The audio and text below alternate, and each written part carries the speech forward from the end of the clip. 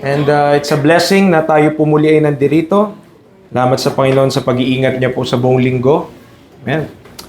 And I thank God kasi right, He's the giver of strength and He's the giver of wisdom.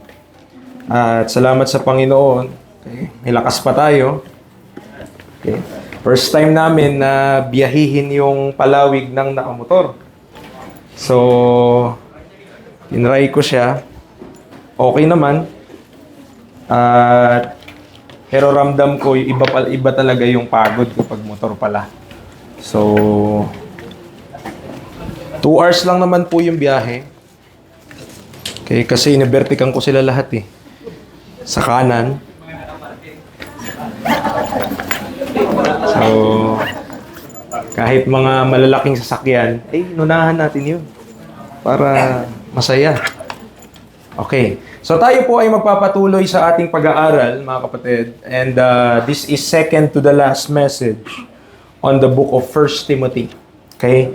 Tayo po tayong lahat, inanihan ko po lahat na muli, tayo po tayong lahat in 1 Timothy chapter 6. 1 Timothy chapter 6.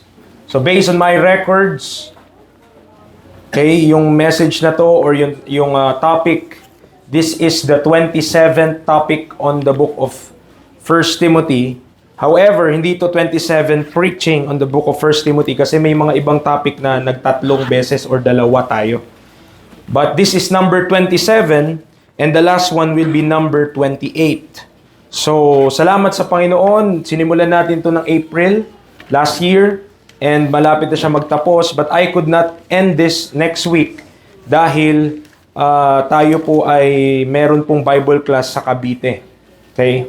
So we will leave and we will not be here next week. So 1 Timothy chapter 6. 1 Timothy chapter 6. And I hope sa pag-aaral natin ngayon, makikita po natin yung katotohanan na nakalatag po dito. Verse 17 to verse number 19. 1 Timothy chapter 6 verses 17 to verse 19. Sabay-sabay po tayong basahin. Ready? Read. Charge them that are rich in this world, that they be not high-minded, nor trust in uncertain riches, but in the living God, who giveth us richly all things to enjoy. That they do good, that they be rich in good works, ready to distribute, willing to communicate, laying up in store for themselves a good foundation against the time to come, that they may lay hold on eternal life. Tayo po ay manalangin. Our dear Lord, Heavenly Father, thank you so much sa pag-iingat niyo po sa bawat isa. Thank you na nandito po kami ngayon in spite na marahil busy, maraming schedule, maraming mga abalahin sa sanlibutan. Salamat dahil merong lugar that we could just rest and listen to your word. I pray na ganun po ang intention namin ngayong umaga, to listen intently to the word of God and help us convict our hearts kung ano pong nakalagay sa iyong banal na salita. Lord, use your preacher. Use the voice na meron po ako and also the preparation that had been made in order to exposit this verses this morning. Salamat po dahil kayo ang Diyos na nagpo-provide ng aming pangangailangan, but correct us kagaya ng prayer ng brother kanina sa opening prayer na i-correct nyo po whatever kung kailangan ng correction. Thank you so much sa kabutihan nyo. Use me by your grace. In Christ we pray. Amen. And amen. Tayo po ay makakaupo.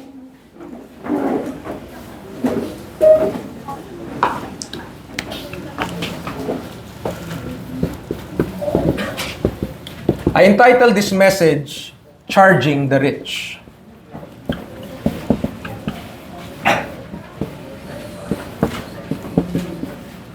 Charging the Rich. Okay.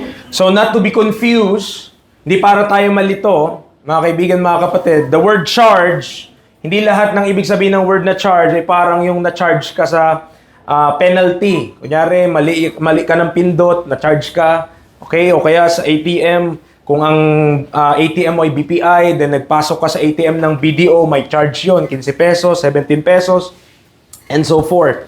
The biblical definition ng charge dito po sa talata po na ito is something, kagaya siya ng preaching. Okay? You charge something like a military term. So when we charge, okay, ibig sabihin, that's an instruction. That's a command. Utos yun mula sa salita ng Diyos. Now, sa ating mga pag-aaral before, we have established na hindi po against ang Diyos, listen, hindi po against ang Diyos sa riches. God is so rich. God is the one who is richest of all people. So, hindi po against ang Diyos sa kayamanan. What the Bible is against and what we are preaching against is the love of money. When the place of God is replaced by money itself. Na instead na ang Diyos ang mahalin natin, natuon ang ating atensyon sa pag-ibig sa salapi. Instead na pag-ibig sa Diyos na buhay. So that is what the Bible is against. Because mga kaibigan, mga kapatid, in the ministry, in the work of God, kailangan po ng salapi. Believe it or not, you need to eat. Believe it or not, you need clothes. At hindi yan napupulot sa daan. It is bought. O kung iba nagtatahi, binibili pa rin yung tela na pantahi. Amen. So, God is not against money, mga kaibigan, mga kapatid, but please note that the love of money is the root of all evil. Punta tayo ng Psalm 49, and just for the sake of introduction, this chapter of the Bible presents yung condition, yung puso, yung nilalaman ng isip ng isa pong mayaman na nagtitiwala sa kanyang yaman. Psalm chapter 49. And it is like a speech. No? Para siyang maganda nga itong sauluhin so that we could be reminded kung ano po yung katotohanan ng buhay that many people, marami mga tao, they intend to accumulate this great wealth in this life. Gusto nila, magpapayaman sila, magpaparami sila ng ari-arian to their own destruction, to their own bondage. So dito sa Psalm 49, ang sabi ng psalmist, this is the psalm for the sons of Korah. Hear this, all ye people, give ear, all ye inhabitants of the world. So pakinggan daw natin, lahat ng mga tao, lahat na nakatira sa mundo, both low and high, rich and poor, together. My mouth shall speak of wisdom, and the meditation of my heart shall be of understanding. I will incline mine ear to a parable. I will open my dark saying upon the harp. Wherefore should I fear in the days of evil, when the iniquity of my heel shall compass me about? They that trust in their wealth and boast themselves in the multitude of their riches, none of them can by any means redeem his brother, nor give to God a ransom for him. So when we break, dun muna sa verse number 7, we could see the reality of what money or riches could do. Kahit gaano kayaman ng isang tao, hindi niya kayang matubos ang kanyang kapatid. Anong point? Kahit anong pera pa yan, kung darating na yung kamatayan, wala ka nang pambili dyan. Wala ka nang may pambabayad dyan. Wala ka nang kahit na anong magagawa dyan. Hindi mo pwedeng i-bribe ang Diyos. Kahit ikaw pa si Elon Musk that you have $1 trillion of US dollars. You cannot buy a life. At sabi mo, Lord, ito, tanggapin mo yung itong 1 billion na to, basta mabuhay lang yung kapatid ko. You could not do that. Money could not do that. None of them can by any means redeem his brother, nor give to God a ransom for him. For, verse number 8, the redemption of their soul is precious, and it ceaseth forever. That he should still live forever and not see corruption? For he seeth that wise men die, likewise the fool and the brutish person perish, and leave their wealth to others. That's the reality of riches. Kahit gaano mo pa, talagang yung pagkakapit natin sa pera, pagkakapit natin sa kayamanan, pagkakapit natin sa ari-arian natin, pag tayo nawala, iiwanan mo din yan sa iba. That's the reality. Their inward thought is, listen, verse 11, that their houses shall continue forever, and their dwelling places to all generations. They call their lands after their own names.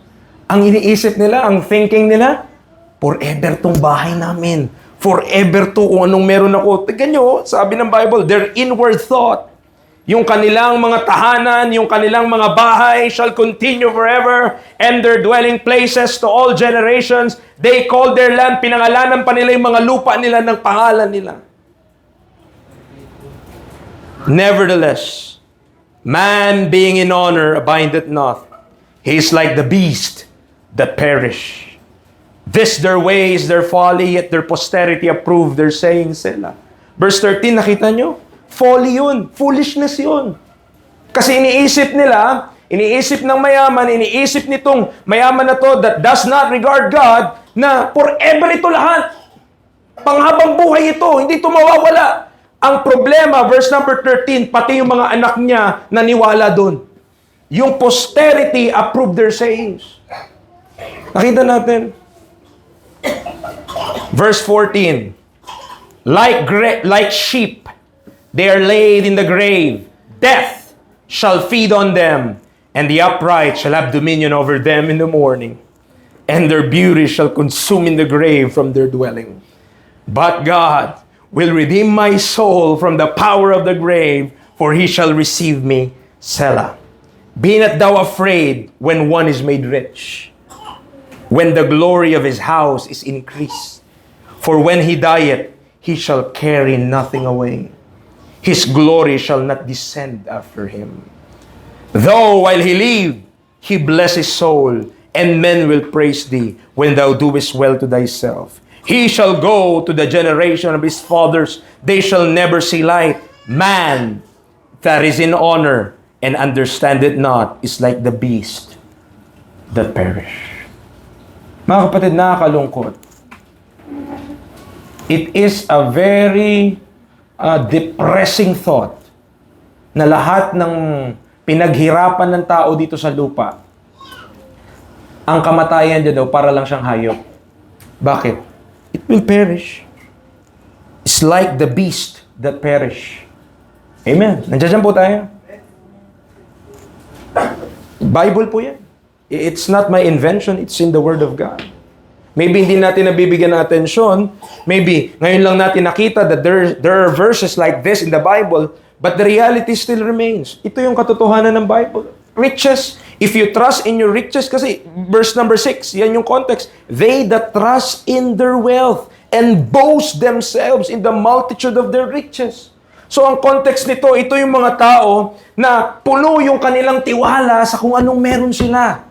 Puno yung kanilang tiwala sa kung ano yung kayamanan nila. Yet, sabi ng Bible, naku po, wala, iiwanan mo rin yan sa iba. And your thinking is, forever ito, mananatili ito. Pero ang sabi ng Bible, mali yun. Verse 19, nakita nyo? They shall never see light. They shall never see light.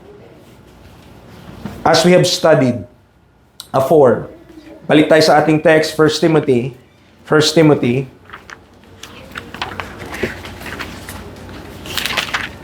As we have studied afore, kung saan po nagpapastor si Timothy ay lugar na tinatawag na Ephesus. Tama po ba?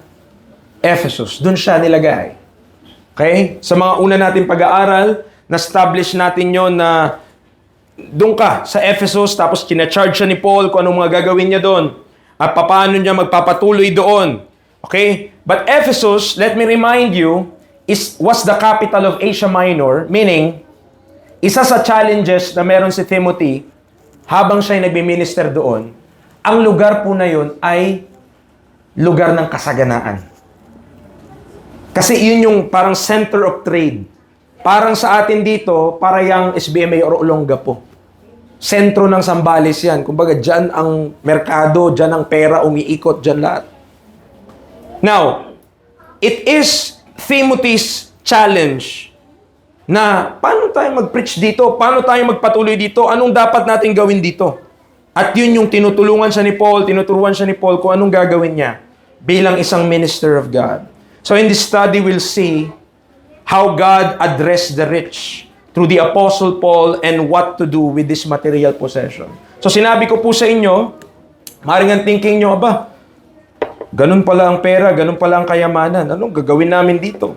No? So ito yung purpose ng study na to. To know what to do if you have riches. If you have wealth. Merong inuutos ang Bible what we should do with these things. Dahil ang Diyos, hindi naman against dyan eh. Pero ang against siya, ituon mo yung puso mo dyan. Ituon mo yung isip mo dyan. Ituon mo yung buhay mo dyan na dyan ka na lang mabuhay. Yan ang mali.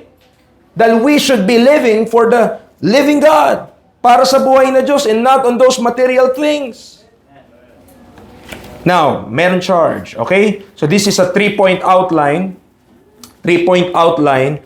In verse number 17, our first verse, sabi niya, charge them that are rich in this world, that they be not high-minded, nor trust in uncertain riches, but in the living God, who giveth us richly all things to enjoy. First point, the attitude for the rich.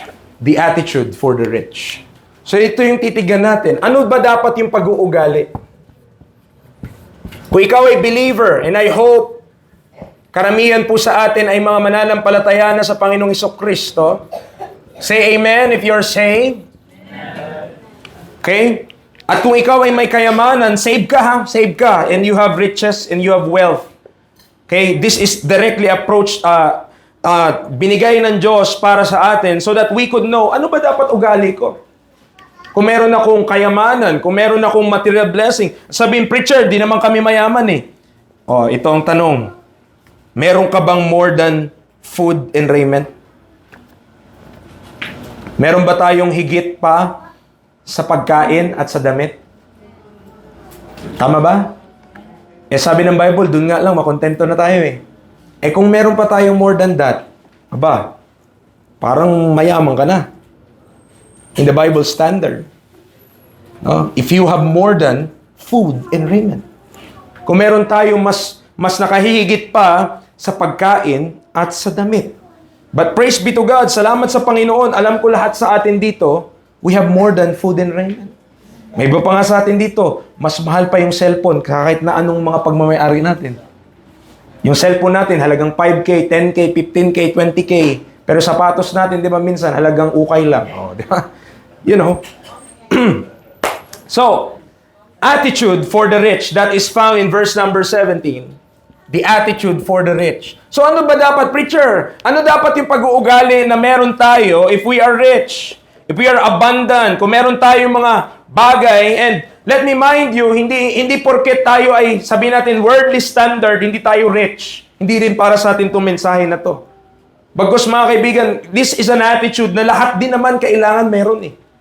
Every Christian should have this mindset. Every Christian should have these verses in mind na dapat ito yung ating pag-uugali pagdating sa kayamanan.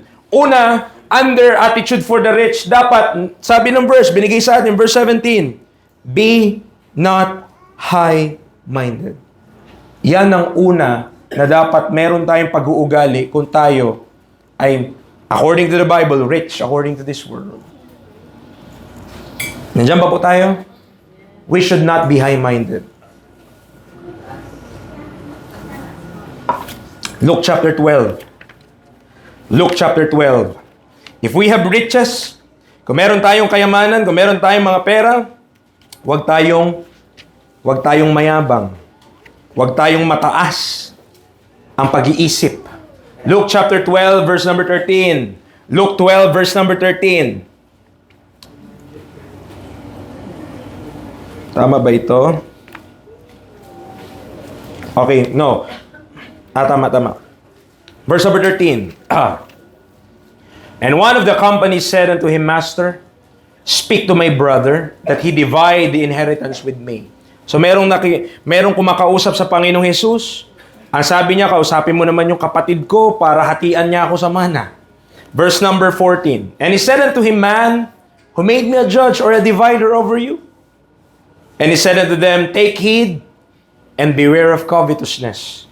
For a man's life consisteth not in the abundance of the thing which he possesseth. Ang buhay daw ng tao, hindi lamang doon sa kung anong meron siya. Verse number 16.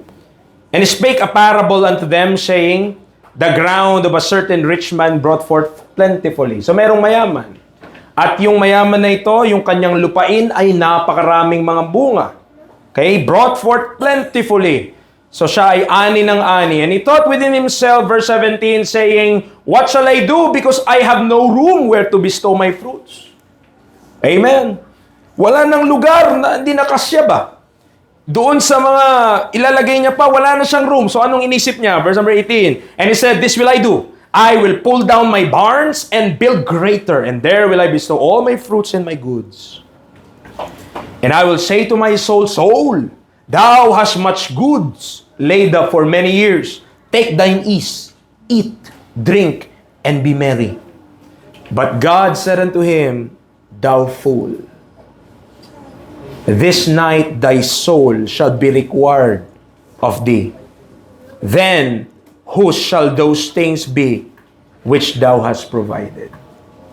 So is he that layeth up treasure for himself and is not rich toward God. Mga kaibigan, mga kapatid, we should not be high-minded. Whatever we have, think this, iiwanan din natin yan lahat one day. Whatever you have, whatever I have, anumang meron ako, yung mga pinakatago-tago mong alahas sa ilalim ng iyong kama, lahat yan ay may iwan at may bibigay din sa iba. Wala tayong madadala. Sabi ng mayaman, ito, wala na, hindi na kasya. Yung mga paglalagay, hindi na kasya dito, sige, gibain ko to, tapos magpapatayo ako na mas malaki. Nung nagpatayo siya ng palaki, sabi ng Diyos, thou fool, di mo alam, kunin ko na yung buhay mo ngayon. So, ano yung lesson ng Panginoong Hesus? Verse 21, so is he that layeth up treasure for himself and is not rich toward God. Remember this, if you are rich, if you have riches, kung meron tayong kayamanan, kung meron tayong ari-arian, tandaan mo ito, hindi ka pa rin mayaman pag kinumpara mo yung sarili mo sa Diyos. Amen. So whatever we have, so hindi dapat tayo magmalaki. Ay, dami ko ng pera, dami ko ng ari-arian. Huwag tayo magmalaki. Kasi isang pitik lang yan sa Diyos eh. Amen. So, we should be humble for the things which you possess. Anong kaiba ano yung contrast ng high-minded? Dapat humble. Humility. Okay? Sa mga young people natin, high-minded pagdating sa pera. Papaano? Yung may 500, tignan mo, isang minuto lang ubos na. Pagbigay ng 500, nandun na kay Aling Nena, kay Aling Puring, kay Aling lahat na. Na-disburse na yung pera agad. Oh. Naging high-minded eh. Hindi, dami kong pera, tapos kinabukasan, hingi pamasahe. Boost na eh. Diba? So, yun yung nangyari. Kapag hindi tayo humble, pag wala tayong humility when it comes to these things, we will be high-minded. And another truth, under the attitude for the rich, balik tayo sa ating talata, sabi ni Apostle Paul, hindi dapat tayo high-minded. And listen, pangalawa niya sinabi, nor trust in uncertain riches. Nor trust in uncertain riches. Mga kaibigan, mga kapatid, that's the reality of life. Riches are uncertain. Riches are uncertain. Napakabilis lang niyan mawala. You know, in science, there is such a thing called the law of entropy. Second law of thermodynamics. Anong ibig sabihin ng preacher ng mga pinagsasabi mo na yan? The law of entropy, ang ibig sabihin lang nun, lahat ng mga bagay, mga kapatid, on a layman's term, nasisira. Everything nasisira yan. So, pag di mo minentain yan, masisira yan. Itong pintura na yan, ganyan, maayos-ayos yan ngayon. Pabayaan mo yan ng 5 taon, ang dumi na yan. Okay? Yung electric fan, gamitin mo na gamitin, wag mo lilinisan. Ihinto din yan na pag-ikot. Okay? So, everything in this world is degrading. So, lahat nasisira po, lahat yan nagaganyan. And, the same is true, mga kaibigan, mga kapatid, with money. Kung titignan mo, kung magiging worldly mindset tayo, ang pera po, may inflation na nangyayari. At every year, yung 1,000 mo ngayon, yung kayang mabili ng 1,000 mo ngayon, next year, baka hindi niya na kayang mabili yun. Kailangan mo na ng 1.5 o 1.3 o 2K na. At alam po yan ng ating mga adult dito sa church because they have lived long enough to see na dati, yung 500 mo, ang dami mo nang nag-grocery. Ngayon, wipes na lang yun. Amen. Amen. Because riches, mga kaibigan, mga kapatid, are uncertain. Hindi mo yan tiyak. And when we set our hearts toward those things na hindi tiyak, talagang manlumo ka din. So Proverbs chapter 23 verse number 5, Proverbs 23 verse number 5. Tinuturuan tayo ng Bible, ano ba dapat pag-uugali ko pagdating sa kung anong meron ako? Una, wag dapat akong mayabang. Pangalawa, dapat ituring ko yung kayamanan na uncertain. So hindi ako magtitiwala doon kasi nagpa-fluctuate yun. Proverbs 23 verse 5. Ang sabi ng Bible, wilt thou set thine eyes upon that which is not? For riches certainly make themselves wings. They fly away as an eagle toward heaven. Sabi ng mga yung mga nagtatrabaho po dito, alam nila yan. Pagdating ng sahod, parang lumipad ang sahod. Fly. Ang isip nila, ang mindset nila, pag lumaki ang sahod ko, makakapag-ipon na kami. Yung lumaki yung sahod, mas lumaki lang yung pakpak. Nung maliit ang sahod, maliit pa yung pakpak nila eh. Pero nung lumaki na yung sahod, lumaki din yung pakpak ba? Ba't parang mas konti pa ngayon yun nasisave? That's money, that's riches kapag nagtiwala ka doon. You think money is the answer na parang masolve lahat ng problema mo. Naku po, madagdagan pa. Wilt thou set thine eyes upon that which is not? For riches certainly make themselves wings. They fly away as an eagle toward heaven. By the way, sa buhay na ito mga kapatid, no, akala mo yung bahay, halimbawa, pag nagmay-ari tayo ng bahay, akala mo talaga sa'yo na eh. Pero you know what? Every year, magpipay ka pa rin ng amilyar. Kahit ikaw na nakabili noon, ikaw nagpa-transfer, meron ka ng capital gains tax, pinatransfer mo pa sa registry of deeds, tapos na-transfer mo na lahat. Taon-taon na bubuwisan ka pa din. Amen. Kapag nagtiwala ka sa salapi, madidisappoint ka lang. Madidisappoint lang tayo. Kaya po, tinuturuan tayo ng Bible. 1 Timothy 6, balik tayo sa ating talata. Ano dapat pag-uugali natin? Preacher, sabi ng Bible, dapat di ako mayabang. Amen. Dapat hindi ako nagtitiwala dun sa uncertain riches. Yes. So what should be my attitude towards riches? So sabi ng Bible dito, maliwanag. Huwag kang high-minded, nor trust in uncertain riches. Saan ka dapat magtiwala? But in the living God, who giveth us richly all things to enjoy. That's where we should put our trust. Doon dapat natin ilagak yung ating pagtitiwala. Hindi sa pera mismo. Pag tumingin ka sa pera mo, yung mga merong bangko dito, di ba? Pag tumingin ka doon sa, nilabas mo cellphone mo, tignan mo yung bank account mo, nag-stare ka doon. Ubus na naman. Nasaan na naman napunta? Ganun eh. No? Pero, ang ating dapat pagtitiwala ay wala doon, kundi sa buhay na Diyos. But in the living God. Mga kapatid, there's no other thing na dapat natin pagtiwalaan or no other person na dapat natin pag-place ng ating kumpiyansa but the living God. Nandiyan po tayo?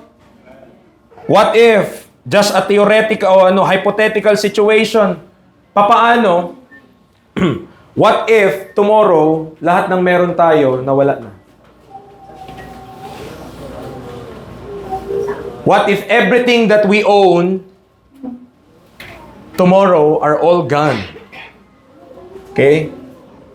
Anong gagawin natin?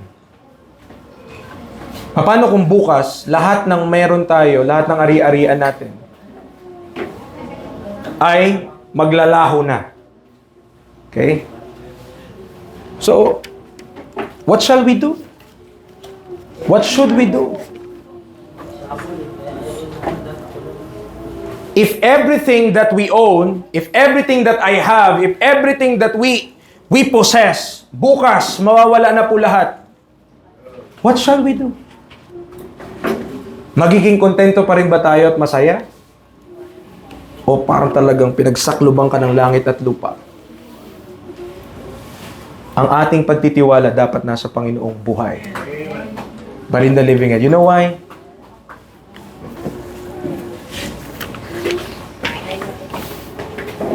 Ang economy po natin, ngayon, kung base lang sa lakas ng peso at ng dollar, napakahina na.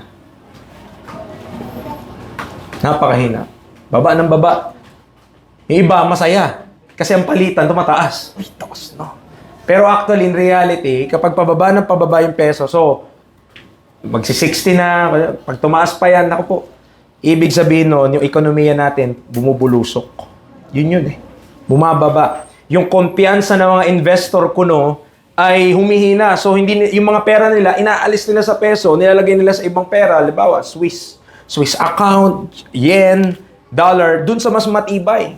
Kasi gano'n yung gagawin ng mga mayayaman. Aalisin nila yung kanilang tiwala or alisin nila, pag inalis nila yung pera nila sa peso, manghihina yung ekonomiya. Ganun po yun eh. So, it is very possible that whatever you see in your bank account could be swiped in just a moment. Pwede mawala lahat yun. It could happen. I hope it does not happen, but it could happen. But what I'm preaching right now, mga kapatid, if we place our trust in those things, ibig sabihin nandun yung kasiyahan mo. Sabihin nandun yung kakontentuhan mo. But if you remove those things, paano na? Paano na tayo? Mahalin pa rin ba natin ng Diyos? O kagaya parang kayong asawa ni Job, sumpain mo na lang ang Diyos mo at mamatay tayo. But that's the reality. Ang dapat natin, ang ugali dapat natin sa riches, the attitude for the rich should be what? Not high-minded, not trusting in uncertain riches, but in the living God. At ang isang ugali, mga kapatid, na kailangan nating ilagay sa ating puso, who giveth us richly all things to enjoy. Acknowledge na ang lahat ng bagay na meron ka at meron ako, lahat po yan ay bigay lamang at pahiram lamang ng Diyos. Ay, ugali natin, pag ugali natin, sa akin to. Hindi mo na acknowledge, binigay lang yan ng Diyos sa'yo. Pinakatiwala lang ng Diyos sa atin yan. Amen. Nandiyan pa po tayo. Are we learning? Job chapter 1. Hindi ka na. Job chapter 1, verse number 21. Job chapter 1, verse number 21. Job chapter 1, verse number 21. Ano sabi ng Bible? And said, alam ko po, familiar tayo dito, naked came I out of my mother's womb, and naked shall I return thither. The Lord gave, and the Lord hath taken away. Blessed be the name of the Lord. Ang Diyos ang nagbigay, at ang Diyos ang mag-aalis. Purihin ang pangalan ng Panginoon. Blessed be the name of the Lord. Psalm 118, verse 8 and 9. Book of Psalm 118, verse 8 to 9. Psalm 118, verse 8 to 9.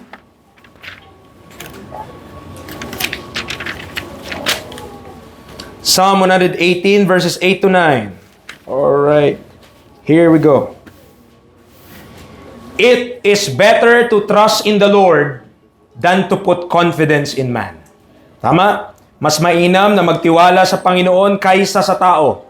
Verse number 9. It is better to trust in the Lord than to put confidence in princes. Nasaan yung ating kumpiyansa? Nasa salapi o sa Diyos? Where's our confidence? It should be on the immortal God. Tama? Yung pag-aaral natin sa only potentate who only hath immortality, dwelling in the light. Mga kapatid, yan ang Diyos natin. We could trust Him kasi unlike money, ang Diyos natin, kapag nagka-problema, hindi lumilipad paalis. Ang Diyos nandyan lang siya. Whether we have something or we do not have something. Meron ka man, wala ka man, ang Diyos ay nariyan. So, it is very better, mali yung English, no? Very better. It is better na ilagay natin yung ating pagtitiwala hindi po sa salapi, hindi sa kayamanan, hindi sa possessions natin, kundi sa buhay na Diyos. Amen? It's better to put our trust in God. Now, second point. Pangalawa po, So we see in verse number 17, the attitude for the rich. But in verse number 18, sabi ng Bible, that they do good, that they be rich in good works, ready to distribute, willing to communicate. So, una, gusto ng Diyos ituro sa atin ano dapat yung ugali na meron tayo. Pagdating sa kayamanan, pagdating sa ari-arian, pagdating sa mga pera na to. Pag na-correct na yung attitude natin, yung pag-uugali natin tungkol dito, matututunan natin, so, ano dapat yung gawin ko tungkol dyan? The actions na ngayon. Okay? So, after the attitude is corrected, what should be the actions for the rich? Ano dapat yung gagawin natin ngayon? What should be done? Okay? What should be done? Dun sa mga bagay na meron tayo. Okay, tigan natin yung talata pa rin. First Timothy 6:18. That they do good, that they be rich in good works. Yun yung una. So kung ikaw ay may kayamanan, ikaw ay may mga ari-arian, you are considered rich according to this world. Ang sabi ng Bible, verse number 18, do good, be rich in good works. Okay? Do good, be rich in good works. Now, it's very clear sa ating mga teaching, sa ating pagtuturo, ang kaligtasan ng kaluluwa, wala po yan sa kung anong gagawin mo.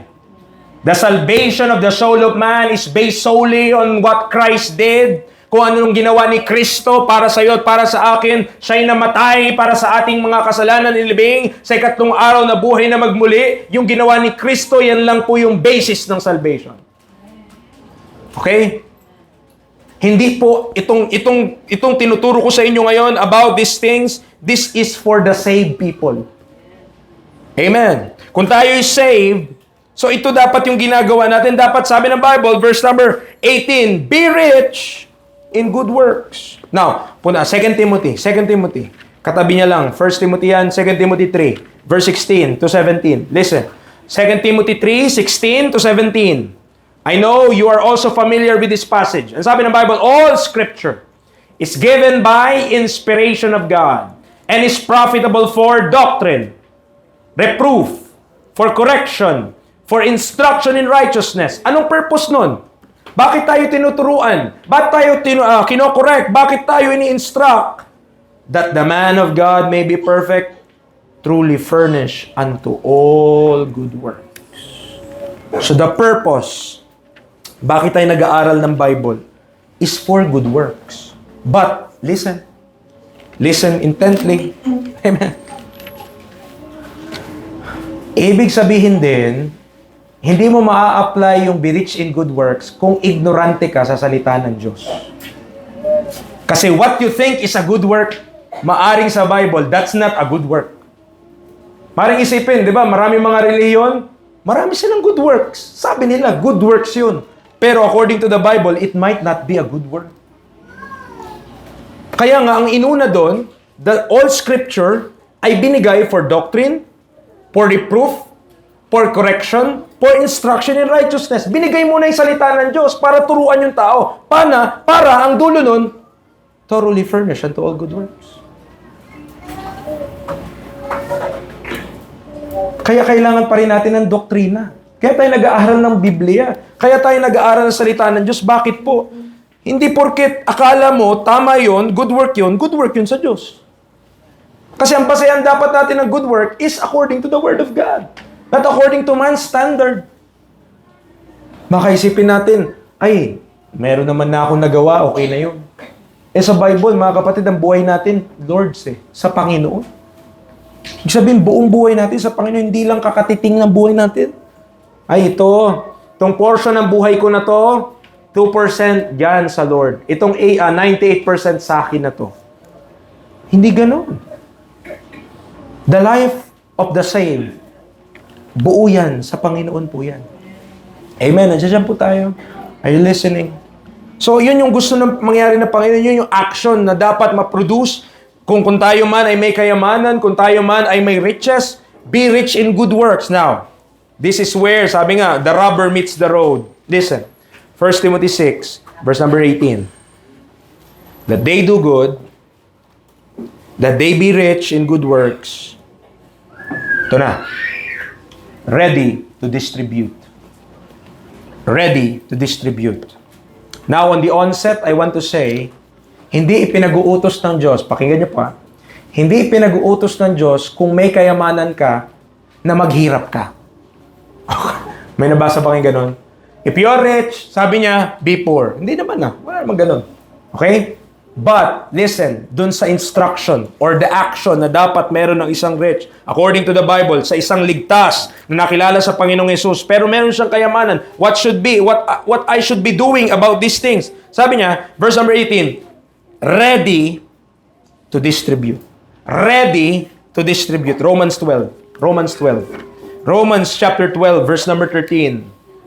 So, dapat ba, preacher? Ubusin ko kung anong meron ako. Pakinggan natin. Romans chapter 12, verse number 13.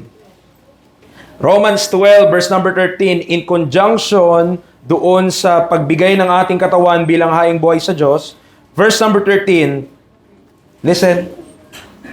Distributing to the necessity of saints given to hospitality. Kung ano man ang meron tayo, pakinggan niyo po ito. Kung ano man pong meron tayo, ligtas ka? Are you saved? Are you blood-bought? Are you blood-washed? In Christ tayo, tama? Na kay Kristo na tayo, ibig sabihin, brethren tayo. Kung ang kapatid mo sa Panginoon may pangangailangan, huwag mo itikom yung iyong kamay. Kung meron ka at may kapangyarihan kang tumulong, be ready to distribute what you have for the necessity of the saints. Naintindihan po natin.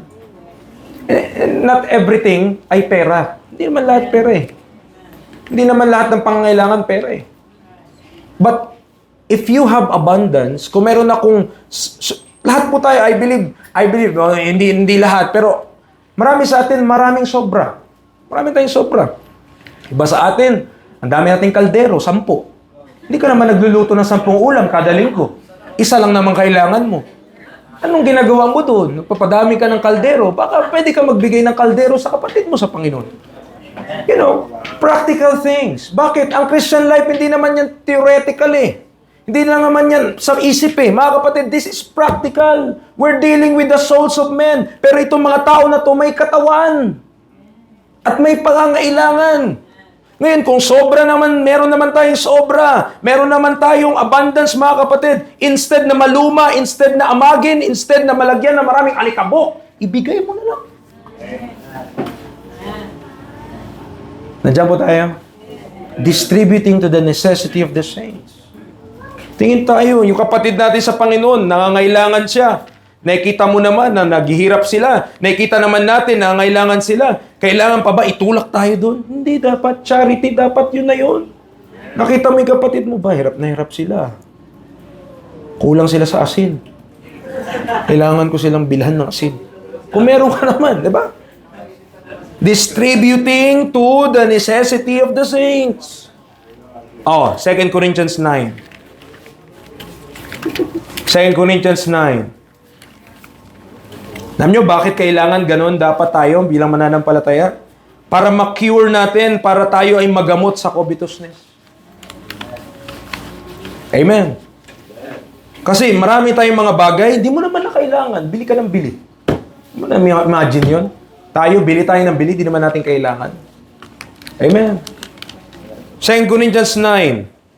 Alam niyo yung context ng God loveth a cheerful giver? Verse 1. For us touching the ministering to the saints, it is superfluous for me to write to you. Ministering to the saints, mga kapatid. For I know the forwardness of your mind, for which I boast of you to them of Macedonia, that Achaia was ready a year ago, and your zeal have provoked very many. Yet have I sent the brethren, lest our boasting of you should be in vain in this behalf. That as I said, ye may be ready, lest haply, if they of Macedonia come with me and find you unprepared, we that we say not ye should be ashamed of this same confident boasting. Therefore, I thought it necessary to exhort the brethren, that they would go before unto you and make up beforehand your bounty, whereof ye had noticed before, that the same might be ready as a matter of bounty and not as of covetousness. But this I say, he which soweth sparingly shall reap also sparingly. He which soweth bountifully shall reap also bountifully. Every man according as he purposeth in his heart, so let him give. Not grudgingly or of necessity, for God loveth a cheerful giver. And God is able to make all grace abound toward you, that you always having all sufficiency in all things may abound to every good work. Listen, as it is written, He hath dispersed abroad, He hath given to the poor. His righteousness remaineth forever. Now he that ministereth seed to the sower, both minister bread for your food, and multiply your seed sown, and increase the fruits of your righteousness, being enriched in everything to all bountifulness, which causeth through us thanksgiving to God for the administration of this service, not only listen, supplieth the want of the saints, but is abundant also by many thanksgiving unto God. Whilst by the experiment of this ministration, they glorify God for your professed subjection unto the gospel of Christ, and for your liberal distribution unto them and unto all men. You know why, mga kapatid? Bakit kailangan, sabi ni Apostle Paul, bakit God loveth a cheerful giver, mga kapatid? Kasi yung mga saints sa Jerusalem nangangailangan ng tulong. Naghihirap na sila.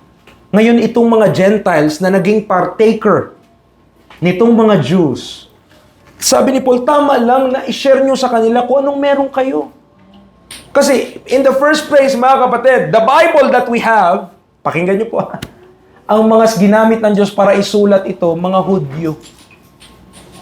So to them, it's just common sense na kung may pangailangan itong mga kapatiran na ito sa Jerusalem, inihimok sila ni Paul, ini-exhort sila, tulungan natin. For them. Para sa kanila. Kasi naghihirap na sila. Bakit pa sila naghirap in the first place? Kasi ang utos, sell all that you have. Ibenta nyo lahat ng meron kayo. Sa Book of Acts. Pinenta nila lahat. O, ano nangyari? Na-save si Paul. Hindi nila alam, hindi kasi sinabi sa kanila ng Diyos, and rightfully so, na magsiship ng programa ang Diyos from prophecy to mystery. Hindi sinabi yun ng Diyos. Na meron palang church, which is His body. Hindi sinabi yun ng Diyos sa kanila. So ano nangyari? Binenta nila lahat. Pero, pinabayaan ba sila ng Diyos? Hindi. Yung mga niligtas na Diyos ng mga hintil, yun yung tumulong sa kanila. At alam mo ang gagawin nun sa kanila? It will provoke them. Bakit itong mga hintil na ito lumalayo sa Diyos? Ganito yung pag-ibig sa amin. Natutulungan nila kami. Because that's the grace of God. That's the grace. We remember this, mga kapatid. When you help a believer na nangangailangan, that's grace. That's grace. Maganda yung attitude na hindi tayo mahilig sa libre. Pero when we need something at merong kapatiran na hindi niya yun ipapabayad sa iyo, kundi itutulong niya talaga sa iyo yun, grace yun. Wag naman tayo magmatigas din na hindi okay lang po kami. Grace yun eh. When there is grace, kapag grace naman yun, hindi naman yun utang. Listen, hindi yun utang. Amen. At sinabi niya yung grace yung kapatid. Sinare ko lang kung anong meron kami sa biyaya ng Panginoon. We should accept that. Because that's grace. Amen. Nandiyan po tayo. Nakita po natin. So preacher, paano? Nag-offering kami. Paano yun? Sometimes yung offering, di ba? Nagamit yan for the ministration of the saints. Pag sa yung anniversary natin, nagpakain tayo ng mga tao, mga kapatid, that's ministration. Okay? Nakita po natin, that's ministration. And if we have something, yun yung cure, yun din yung isang bagay na kailangan nating maunawaan when it comes to these things. Na if we have abundance, mga kapatid, hindi dapat tayo nagtitiwala doon, but that is the means by which gagamitin tayo ng Diyos also. Hindi lang yun yung tanging way. But we could distribute to the necessity of the saints. If we are a rich Christian, God bless you with such to be a blessing to other saints and meet their needs. Chapter 8. Dito tayo sa chapter 9 kanina, di ba? Chapter 8, 2 Corinthians 8, verse number 11. Now, therefore, perform the doing of it, that as there was a readiness to will, so there may be a performance also out of that which ye have. For if there be first a willing mind, it is accepted according to that a man hath, and not according to that he hath not. Listen, pagdating sa pagbibigay, hindi hinihingi ng Diyos kung ano wala ka. Okay? Yari, burden na burden ka dun sa kapatid, gusto mo siyang tulungan, nakita mo yung kalagayan niya, gusto mo siyang tulungan. Pero yung wala ka, huwag mo na isipin yun. Kung ano lang meron ka. Hindi naman hinanap ng Diyos kung anong wala ka eh. Wala ka nga nun eh. Diba? What we have, yun po yun. Verse number 13. For I mean that other men be eased, I mean not, and ye burden, but by an equality, that now at this time your abundance may be a supply for their want, that their abundance also may be a supply for your want, that there may be equality. And by the way, sa Bible, ang want, needs yun. Okay? Yung may verse na, I shall not want. Leading me to lie down in green pasture. Leading me beside the still water. Restored my soul. So want is needs. What is lacking? Anong kulang sa salita ng Diyos? Siyempre, pag in-interpret natin sa ating panahon ngayon, alam natin, ano yung pagkakaiba ng needs sa wants? Diba? Ganun eh. Pero sa Bible po, ang want, pag pinag-aralan nyo, want is also what is lacking. Anong kulang? Kaya, wanting. What is wanting? What is lacking? Anong kulang? Anong dapat mapunan? Amen. Nandiyan po tayo. Supply for your want that there may be equality. So, bilang isang Kristiyano, and we have abundance and we have that by the grace of God, kasi siya rin yung nagbigay nito, richly to enjoy, dapat one of our action is we are ready to distribute. Amen. Diyan po tayo. Ready to distribute. Ang hirap ano? Ito na lang yung meron kami. Ito na lang yung meron ako. Pero mga kapatid, we should be willing to let go some things in our life para hindi sobrang dami tayong hinahawakan pero maluma lang. Sayang eh.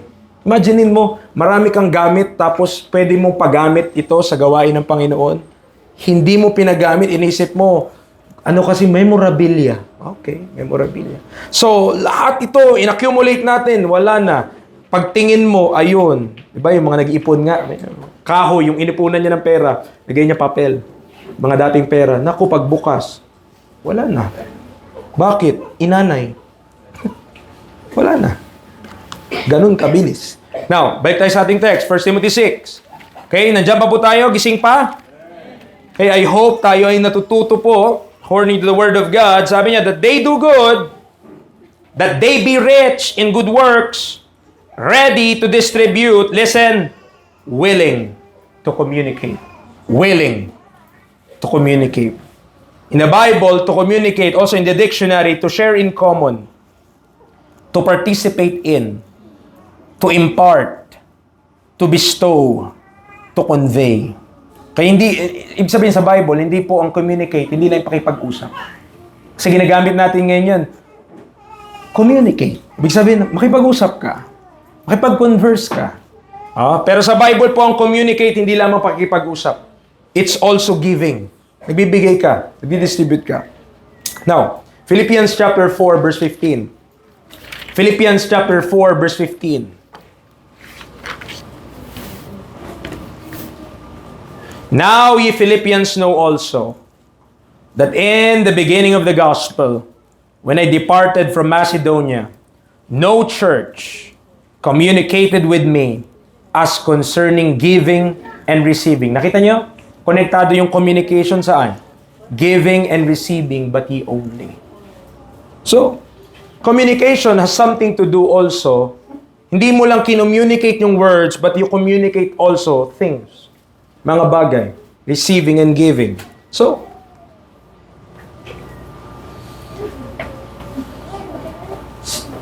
sa Bible, sabi ng Bible, lahat ng meron tayo, supposed to be, ay sa Diyos.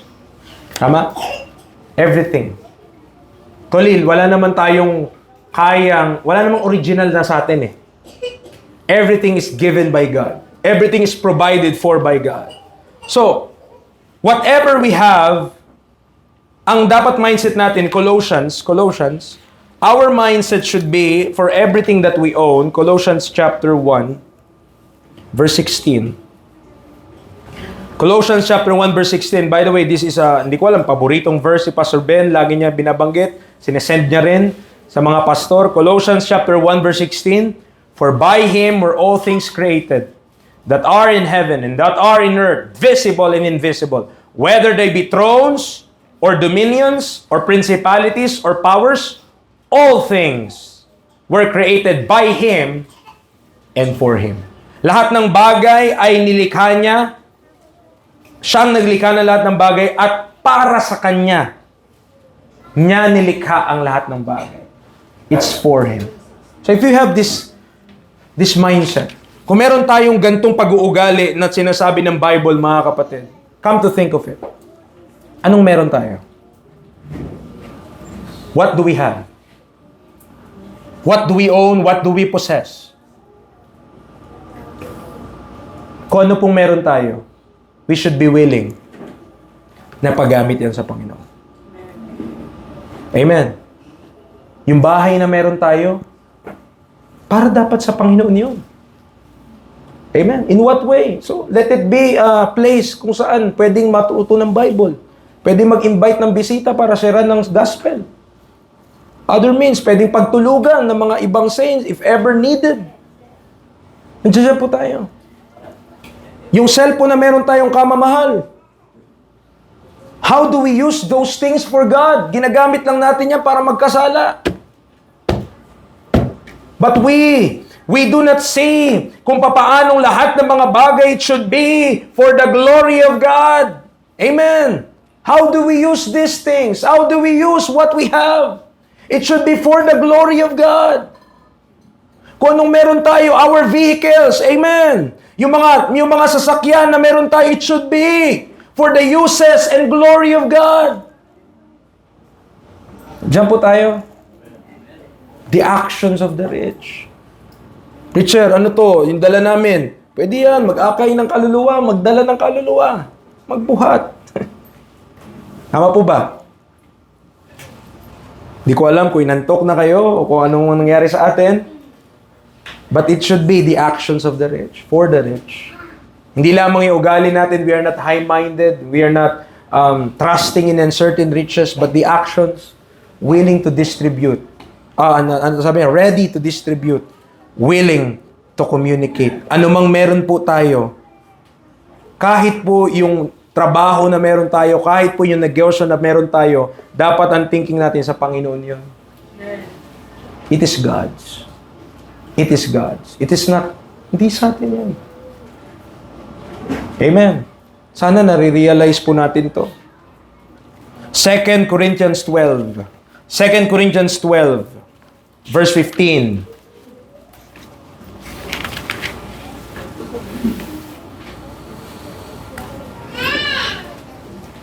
Tingnan po natin yung kung anong merong mindset si Apostle Paul and his practice. 2 Corinthians 12, verse number 15. Ano sabi ng Bible? And I will very gladly spend and be spent for you. Though the more abundantly I love you, the less I be loved. So si Paul, wala siyang problema. Kumpara sa mga saints, kumpara yan sa gawain ng Panginoon, kumpara yan sa purpose ng Panginoon, gagastos siya. At pag nakagastos na siya, kulang pa din, siya na mismo yung gagastusin. Yung lakas niya na, I will spend and be spent for you. Amen. Diyan po tayo. Gladly spend and be spent for you. It is the love of Christ that constraineth us. It is the love of Christ. Hindi po madali. Amen? Hindi madali maging Kristiyano. Hindi madali to sacrifice. Pero it is just natural kung ikaw ay natututo ng Bible, kung ikaw ay nag-grow, it is just natural na lalabas sa iyo these sacrifices that you are willing to sacrifice for other saints. Natitignan mo yung pangangailangan nila, you will see, you will look kung ano yung pwede mo maitulong sa kapatid na ito, itong brother na ito, itong young men na ito, dito sa mga young people natin, mga kapatid, marami mga bagay yung pangangailangan nila. Others, yung iba sa kanila, isip bata talaga. Sa prangkahan lang, isip bata. So anong gagawin natin? Pagalitan mong isip bata o tulungan mo siya? Turuan mo siya to grow up in the Lord. And that's what should happen. Amen. When we see a need, hindi lang tayo pumupuna, kundi pumupuno. Makita natin, mga isip bata, di ba? Hindi marunong makipag-usap, walang galang, matakaw, lahat yan. So, ang dami. Mga kapatid, ang daming pangangailangan ng mga batang ito, mga young men na to, mga young ladies na to, ang dami nilang needs. Pero anong dapat natin gawin? Turuan natin. Distribute to their, ready to distribute sa pangailangan nila. And minsan, ang pangailangan nila, hindi naman pera eh. Atensyon. Kausap. Pagtuturo. Amen. Pagtuturo. Oh, willing ba tayo na mag-sacrifice ang time natin para sa kanila? Para maturuan sila? Dapat willing po tayo. Amen. We should be willing. And last point, mga kapatid, but not the least, in verse number 19, 1 Timothy chapter 6, verse 19, laying up in store for themselves a good foundation against the time to come, that they may lay hold on eternal life. Hindi lamang the attitude, hindi lamang the actions for the rich, pero listen mga kapatid, the anticipation. O pwede nyo ilagay din the aspiration but anticipation of the rich. Ano dapat yung inihintay mo?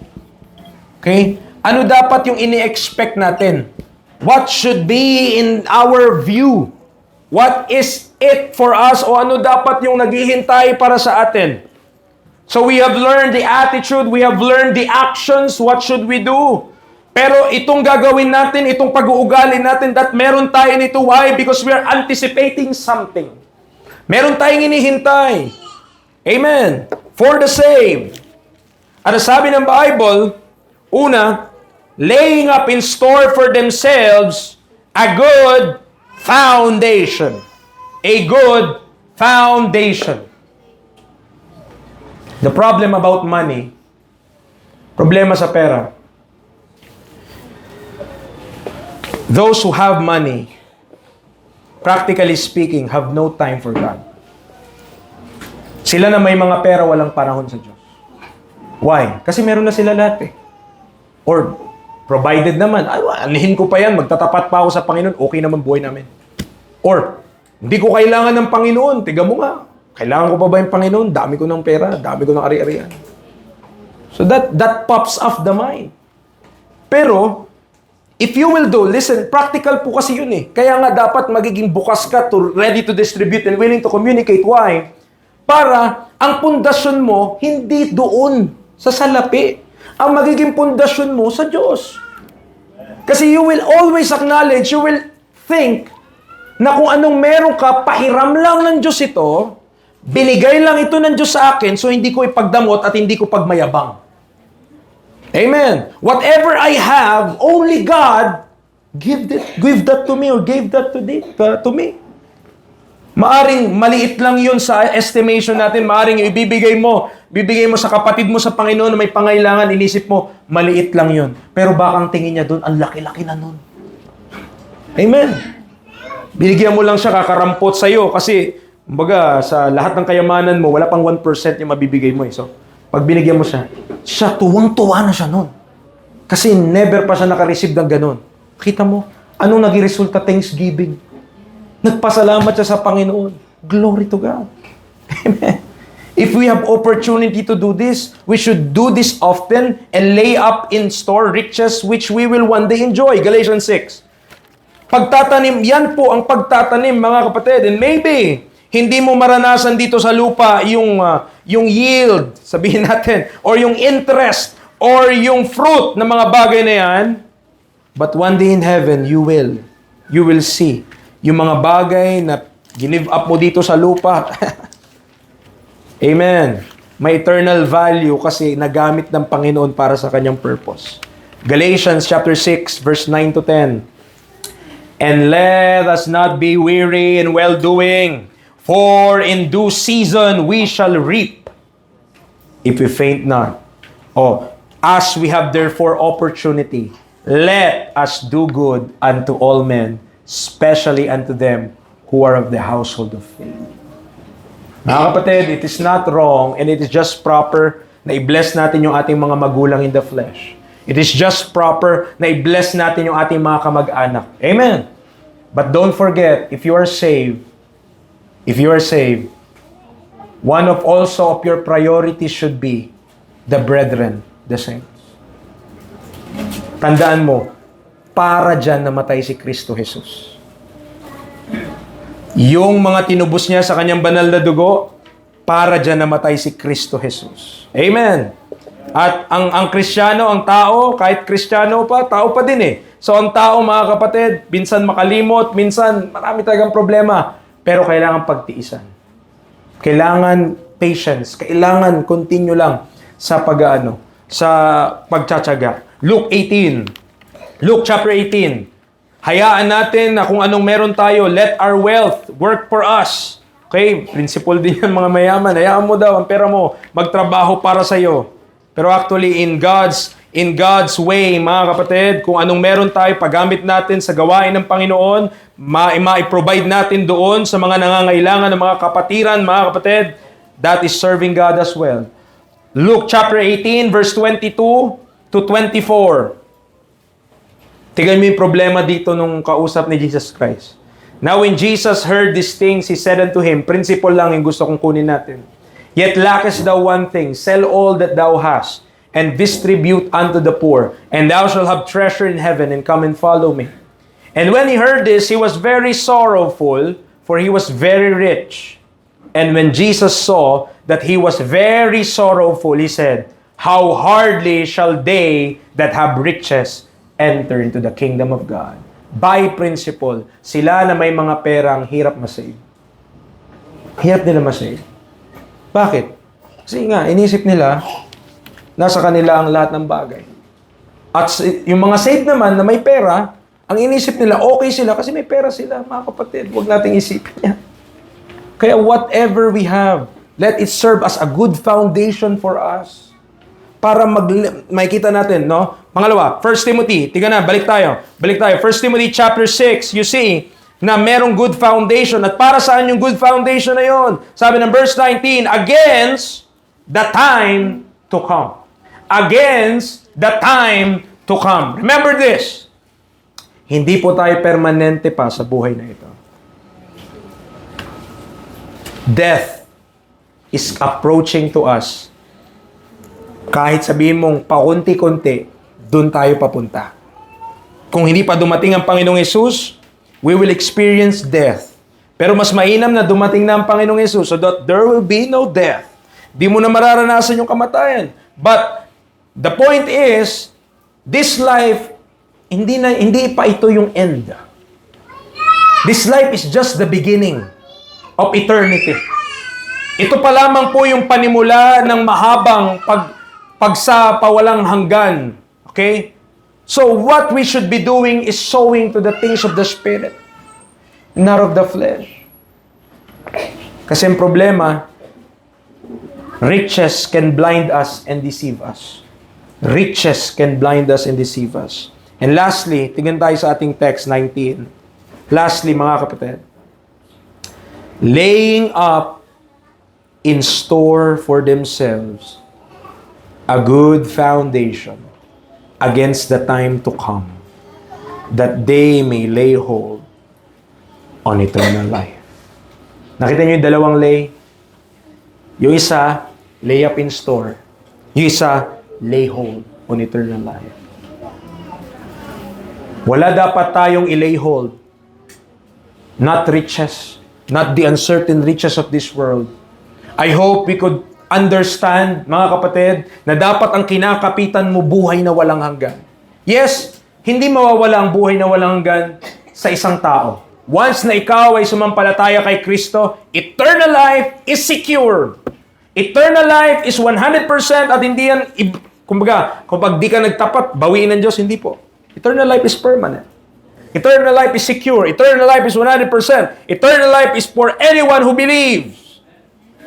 Pero ang problema, alam mong may eternal life ka, pero ang pinangawakan mo, hindi eternal life sa buhay na ito. What we hold ay yung uncertain riches at hindi dapat. We should hold to eternal life sa buhay po na ito. At gagawin mo yan. Paano mo yan gagawin? Pag ganito meron kang ugali na tama yung ginagawa mo at tama yung hinihintay natin. We should have the right anticipation. May our eternity be abundant for the sacrifice of riches during our lifetime. Riches which are also given by God. So, kung maintindihan natin ito, ba't tayo magiging makasarili? How could we be so selfish? How we could be so envious and how could we be covetous? Knowing na lahat ng mga bagay, pahiram lang, bigay lang din ng Diyos sa atin. Tandaan po natin ito, stewards lang tayo. Stewards. Kung ano yung meron tayo dito sa buhay na to, pinagkatiwala po ng Diyos yan sa atin. Hindi sinasabi sa atin, lalo na sa panahon natin ngayon, hindi advisable na ibenta mo lahat at ipamahagi mo. Okay, that is during the time of Jesus Christ. Ibang dispensation yon, di ko na yun i-deal kasi mahaba yun i-discuss. But the point being, whatever we have, we should be willing na paggamit yan sa Panginoong Jesus. Mga young men, be sober. Yung cellphone nyo, paggamit nyo sa Panginoon, hindi sa laro. Hindi sa pag-aaksaya ng panahon. Hindi sa mga kabalbalan, hindi sa mga foolishness. Amen. Be sober with your life. Mag-girlfriend pa tayo, tapos tamad-tamad din. Ano yan? Walang sense of responsibility, walang